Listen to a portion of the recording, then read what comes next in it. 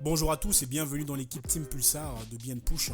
Nous allons vous présenter cette société extraordinaire qui a débuté maintenant il y a moins de 2 semaines et on va vous la présenter en long, en large et surtout le plan de rémunération qui est vraiment très intéressant. Mais avant de commencer la présentation, il est important que vous puissiez comprendre le marché sur lequel on est, en l'occurrence le marché du RTB, aussi appelé Real-Time Bidding, et en français les enchères en temps réel. La vidéo qu'on va vous présenter, c'est une vidéo qui présente le RTB par Jérémy Bugard de l'agence 79, une entreprise française qui travaille sur ce secteur du RTB. Donc la vidéo va durer environ 5 minutes et ensuite je vous reprends derrière pour pouvoir vous expliquer la compagnie. Bonjour, est-ce que tu peux te présenter s'il te plaît? Bonjour, je suis Jérémy Bugard, directeur associé d'Agence 79. Nous sommes une agence média spécialisée dans le conseil et l'achat d'espaces publicitaires sur Internet. Donc on est là pour parler du RTB, qui est quelque chose qui est très compliqué a priori, que tout le monde ne comprend pas. Est-ce que tu peux expliquer simplement ce que c'est? Alors le RTB déjà c'est le Real-Time Bidding en anglais et en français de l'achat d'espaces publicitaires en temps réel et aux enchères. Alors ce n'est pas complexe, c'est complet et je pense qu'on va en discuter ensemble. Alors si on compare par exemple au GRP qu'en général tout le monde connaît quand on a fait de l'achat média, c'est quoi la différence ou quels sont les points équivalents avec le GRP? Alors c'est effectivement le GRP, un indicateur que tout le monde connaît, on va dire l'indicateur principal en publicité. Le GRP c'est la couverture fois la répétition. Le real-time bidding ou achat d'espace publicitaire en temps réel nous permet justement d'optimiser ce GRP parce qu'on va toucher la bonne personne au bon endroit au bon moment et donc ça va nous permettre de faire des économies de coûts et de baisser notre coût GRP au final. D'accord. Donc en fait, si je réfléchis à ce que tu me dis, le RTB, ça permet d'être plus efficace que la télévision, donc ça sert plus à rien de faire de la télé? Alors non, pas du tout, je ne me permettrai pas de dire ça. Chaque média a son utilité. La télévision, d'une part, c'est un média extrêmement puissant qui permet de faire de la couverture très rapidement et de l'image également. Internet permet effectivement une vraie complémentarité avec la télévision. Mais il y a plein d'autres leviers qui ont tous des valeurs et des utilités importantes, notamment le search qui permet de répondre à des besoins et des demandes des internautes, des opérations spéciales, du communautaire, d'autres médias offline, notamment de la presse, de la radio, de l'affichage, et chacun de ces médias mis bout à bout permettent d'avoir une stratégie globale plurimédia cohérente. Donc si on se concentre typiquement sur le web, donc le search ça permet effectivement de répondre à des besoins que les gens recherchent tout simplement. Les opérations spéciales qui ne sont pas intégrées dans le RTB évidemment parce que c'est de la relation humaine, servent plutôt à faire quoi? On va être plutôt sur quoi? Sur les opérations spéciales? On va plutôt être sur de l'événementiel, de l'intégration de contenu, vraiment, enfin des dispositifs intégrés qui permettent la plupart du temps de créer de l'appétence à la marque. C'est un terme qui est très utilisé en ce moment, ou alors on parle aussi beaucoup de brand content, une manière différente de faire de la publicité, de pouvoir intégrer la marque sur un support publicitaire de manière entre guillemets détournée et de faire passer un message sans forcément être sur un message publicitaire classique. D'accord. Et du coup, le RTB, on est plutôt dans une logique d'efficacité. Oui, c'est quand même plutôt de l'efficacité. Alors le RTB effectivement nous permet de faire énormément de choses, mais ne remplacera jamais les relations qu'on peut avoir avec les éditeurs, avec les régies, et les discussions qu'on peut avoir avec ces supports. Maintenant le RTB nous permet d'avoir accès à un inventaire exclusif et exhaustif. À peu près tous les supports français, quels qu'ils soient, sont présents sur ces plateformes de marché publicitaire qu'on appelle les ad exchange. Donc ça nous permet effectivement de toucher à moindre coût des cibles qui nous intéressent, de pouvoir leur adresser un message pertinent parce qu'on sait qui sont ces cibles et in fine de pouvoir favoriser et maximiser la transformation. Très bien. En quelques chiffres, le RTB c'est quoi? Alors le RTB a une évolution très importante. Le RTB nous vient des États-Unis.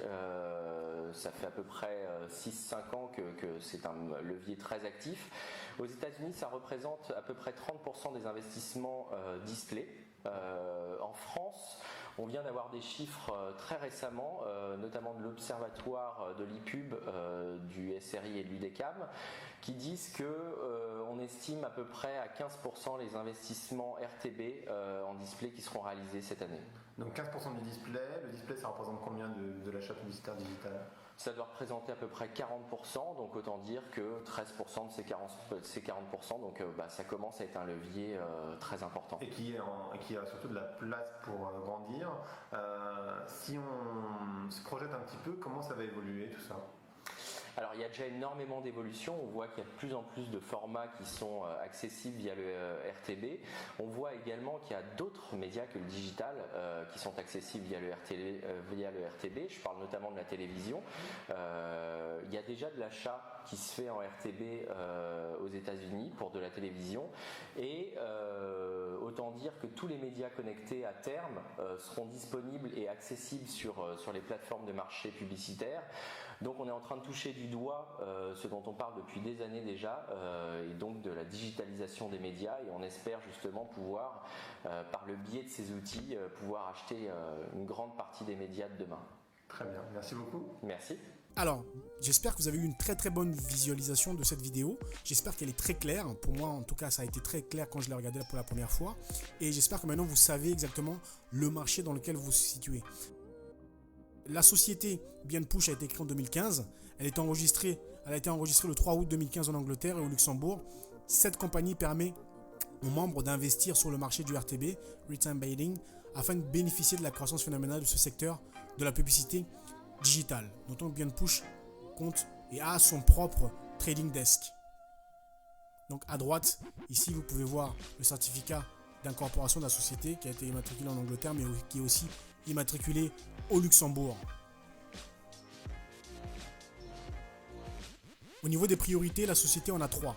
La première des priorités, c'est augmenter le capital financier afin de réaliser de meilleurs profits à partager. En gros, plus elle aura du capital, plus elle pourra investir sur ce marché du RTB. Vous avez bien compris, c'est des enchères, donc elle pourra remporter plus d'enchères et donc faire plus de marge.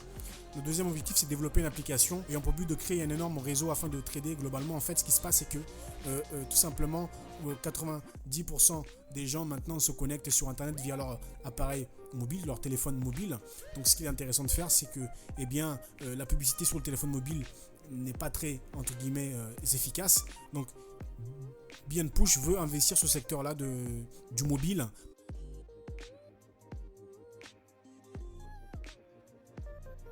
Maintenant que je vous ai parlé de la société, je vais vous parler maintenant de la manière dont elle paye. Et je vais vous présenter le plan de rémunération de la société en 2 parties. La première partie, je vais parler du plan de rémunération à proprement dit. Donc, je vais parler de la rémunération passive par pack. Je vais parler du bonus de parrainage direct et indirect. Et je vais parler aussi de la commission binaire. Dans la deuxième partie, je parlerai du plan de qualification, à savoir les 8 positions de la société qui sont divisées en 3 parties. Et je vous expliquerai vraiment comment est-ce que ça se passe. La première partie, donc, c'est la rémunération passive. Alors, la rémunération passive, qu'est-ce que c'est? Eh bien, c'est pour toutes les personnes qui ne veulent pas développer, tout simplement, qui veulent juste, entre guillemets, investir de l'argent dans cette compagnie. Donc, les packs, il y en a 8 différents. Il y en a pour tous les goûts, il y en a pour tous les budgets, de $20 à $10 000. L'expiration de chaque pack, c'est 150%. Ça ne veut pas dire que vous gagnez 150% de votre mise. Ça veut dire que vous récupérez 100% de votre mise, plus vous faites 50%. Donc, en fait, vous gagnez 50% de retour sur investissement. Le profit journalier est compris entre 0,5 et 3,5%. En fait, le bénéfice que la société tire de ses sources d'investissement est partagé entre les membres BNPush au prorata de leur pack. De démarrage, on peut investir de $20 à $10 000, comme je viens de vous le dire. Donc, vous pouvez acheter plusieurs packs pour un encours total de $50 000 US. Et sur ce plan de rémunération-là, sur le passif, la rémunération passive, eh bien, vous êtes payé 5 jours par semaine. Alors, je vais essayer d'expliquer très rapidement ce qui se passe un jour dans la semaine. Et je vais prendre, par exemple, la journée du 11 septembre 2015. Qu'est-ce qui s'est passé pour une personne qui a démarré, par exemple, avec un pack à $5 000 ? Donc, vous avez ce qu'on appelle le daily percentage, c'est-à-dire le pourcentage moyen de votre pack, de la rémunération de votre pack. D'accord ? La rémunération, on prend 5 000. On le multiplie par la rémunération du jour, donc 1,14. On va le multiplier par le coefficient du pack, c'est-à-dire le coefficient du pack ici, c'est 1,40. Donc, on obtient 79,8. Donc, pour un investissement de $5 000, cette journée-là, on a gagné 79,8 US $. Et ça, c'est la rémunération, ce que vous voyez, c'est les rémunérations moyennes de tous les packs en fait. Ensuite, les bonus de démarrage. Alors, les bonus de démarrage, c'est quelque chose qui est extraordinaire dans la société puisque je pense qu'ils sont assez généreux là-dessus. Bon, même si jamais le plan de rémunération est assez simple. En tout cas, le bonus de démarrage direct, eh bien, lorsque vous parrainez un nouveau membre, vous gagnez 13% du montant de son pack, plus ensuite 2% du montant des packs pris à votre deuxième niveau.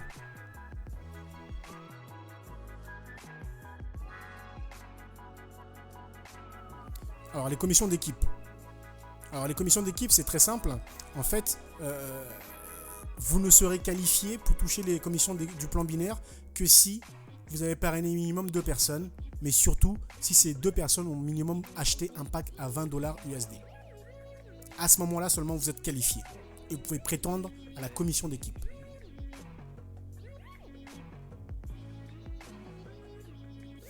Alors, je vais vous expliquer pour certains d'entre vous, puisqu'il y a beaucoup de gens qui ne savent pas ce que c'est qu'un plan binaire, puisque 1, ils sont peut-être nouveaux, et 2, ils ont peut-être travaillé qu'avec des sociétés qui faisaient de la rémunération linéaire. Donc, on va prendre comme exemple, vous êtes en bleu. Et vous avez un membre dans votre équipe que vous avez mis à droite. On va dire que c'est le membre en rouge. Eh bien, lui, ce membre-là, il est sur la droite, il est sur votre droite. Donc, son premier partenaire doit être sur sa droite. C'est ce qu'on appelle la règle du premier parrainage dans le binaire.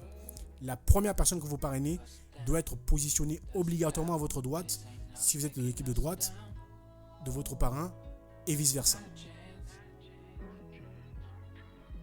Ce membre est sur la gauche de son parrain, il doit donc parrainer son premier partenaire sur la gauche.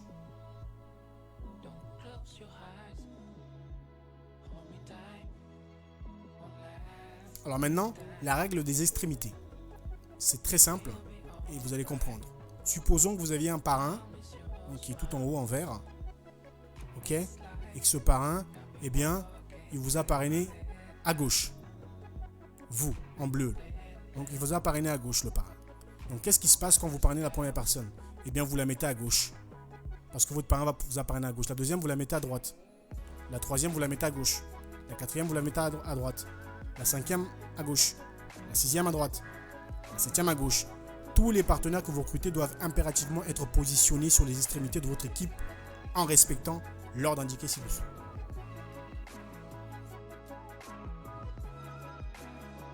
Explication du débordement ou ce qu'on appelle le spillover. Lorsque votre parrain recrute un membre et qu'il décide de le placer dans votre équipe de gauche, ce dernier vient se positionner tout en bas de votre équipe de gauche. Vous bénéficiez ainsi du débordement de votre parrain. Lorsque vous recrutez un membre dans votre binaire et que vous décidez de le placer dans votre équipe de droite, ce dernier vient se positionner tout en bas de votre équipe de droite. Votre équipe bénéficie ainsi de votre débordement.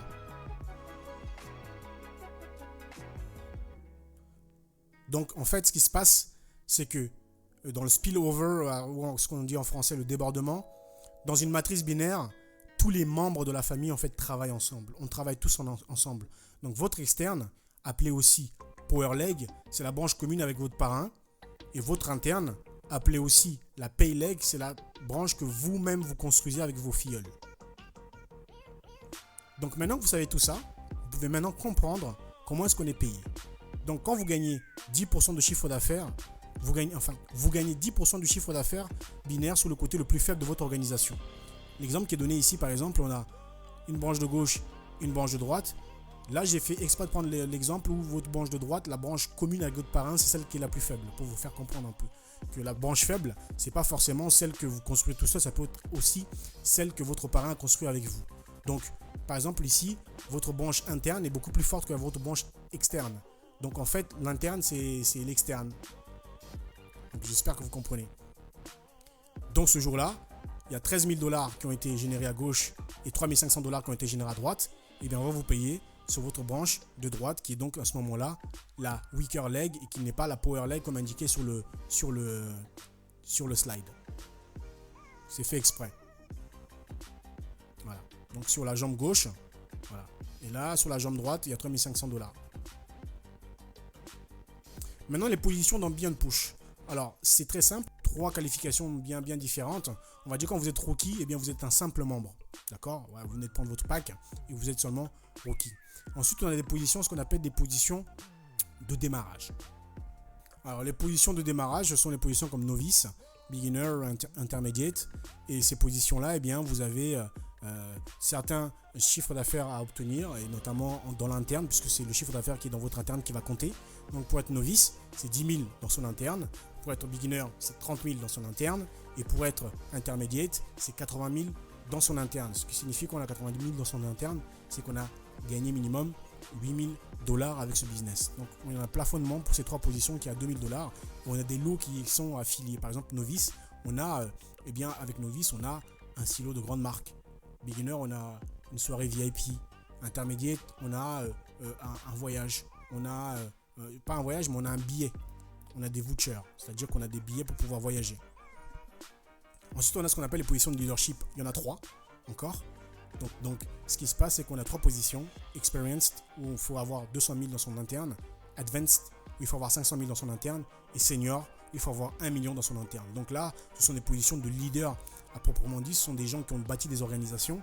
Donc en ce moment-là, c'est assez, ils savent comment faire, en tout cas les leaders, ceux qui savent comment faire pour pouvoir bâtir ces réseaux, ces gros réseaux qui leur permettent de pouvoir atteindre ce genre de chiffre d'affaires. Imaginez bien que quand vous démarrez dans le MLM, ça va être très très compliqué de faire 200 000, 500 000 ou 1 million. Sinon, surtout si jamais vous ne faites pas à fond. Donc ça, c'est vraiment les positions de leadership pour les gens qui veulent aller loin. Bien évidemment, comme on est dans le MLM, tout le monde peut atteindre ces positions-là. Ensuite, on a les positions élites. Celles-ci, elles sont vraiment réservées à ceux qui travailleront le plus dur et qui ont eu le bon timing. Alors, pareil, en interne, il faut avoir 5 millions de dollars dans son interne. Et GAD, la dernière position, il faut avoir 50 millions dans son interne, ce qui signifie qu'on a gagné 5 millions de dollars quand même. Donc, c'est beaucoup d'argent. C'est beaucoup d'argent et eh bien, il n'y a pas tout le monde qui va atteindre ces positions-là puisqu'il faut une abnégation, il faut une force, il faut un travail extraordinaire. Enfin, il faut beaucoup de travail. Beaucoup de gens me posent des fois la question de savoir comment est-ce qu'on fait pour atteindre ces positions. Eh bien, comment est-ce qu'on fait pour atteindre ces positions? Quand vous êtes rookie, vous êtes simplement un simple membre. Donc, un pack de minimum de 20 $, ça suffit. Par contre, les positions de démarrage, pour pouvoir les atteindre, pour passer de rookie à novice, par exemple, je préconise de parrainer minimum 10 personnes en direct.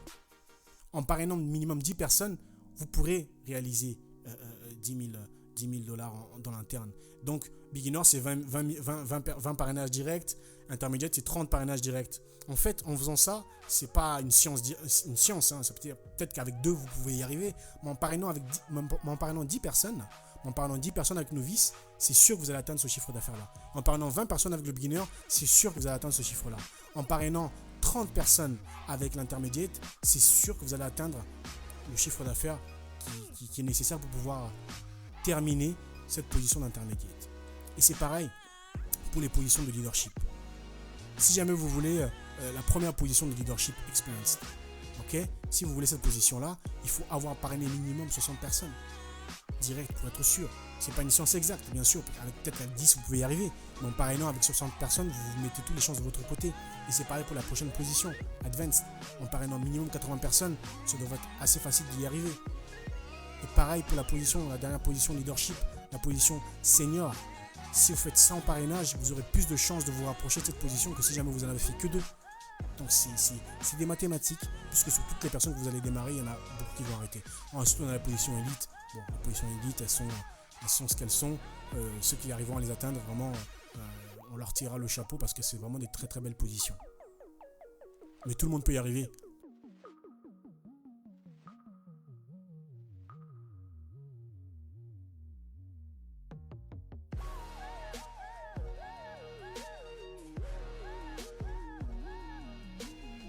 Alors les rendez-vous à ne pas manquer. Il ne faut surtout pas manquer les 3 rendez-vous entre guillemets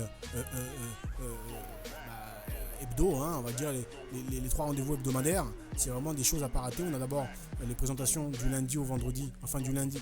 On a d'abord les présentations du lundi au jeudi à 21 h où on présente l'affaire pour vous. Voilà, vous invitez des gens, nous on parle, on leur présente. Vous avez ensuite aussi les formations du vendredi à 21 h, pareil, toujours pour savoir sur quel marché vous êtes. On vous donne un peu plus de chiffres sur le marché du RTB dans le monde et dans vos pays. Donc c'est intéressant. Et puis on a les formations du dimanche, puisqu'on dit que pour pouvoir faire des gros revenus dans le MLM, il faut quand même avoir un minimum de leadership. Donc il faut se former. C'est comme tout, il faut avoir une formation dans le leadership. Et on donne des petites formations le dimanche à 20h qui durent 1 heure. Ça vous permet de voir venir, ça vous permet de pouvoir vous développer personnellement. On dit toujours que dans le MLM, faire du MLM sans développement personnel, c'est faire. On dit toujours que faire du MLM sans développement personnel, c'est comme faire du vélo sans roue. En règle générale, on n'avance pas.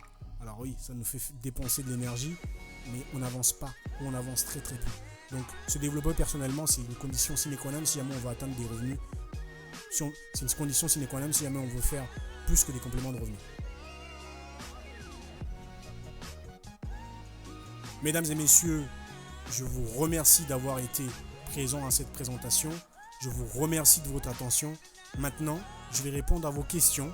Donc, j'ouvre le chat et j'attends vos questions. On va y répondre. On essaiera de répondre à toutes les questions puisque vous avez environ une vingtaine de questions. On les connaît. Donc, on va tâcher d'y répondre. Donc, ne vous gênez pas. Allez-y. On est là pour ça. Merci à tous.